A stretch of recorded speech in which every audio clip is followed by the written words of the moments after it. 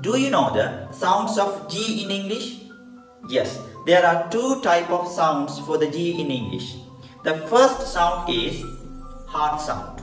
The second sound is soft sound. Here, the hard sound means we give G sound to the G, that's hard sound. Let's have some example, okay? The first one is G-O-T.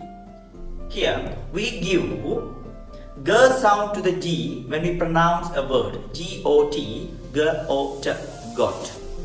G-U-N, gun. W-A-G, wag. D-O-G, dog. L-O-G, log. B-I-G, big. D-I-G, dig. F-I-G, fig. G-O-O-D, good.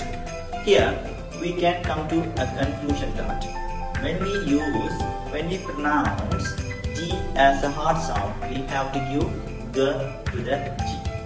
The next section is soft sound. Here, the soft sound for the G is J sound. J sound.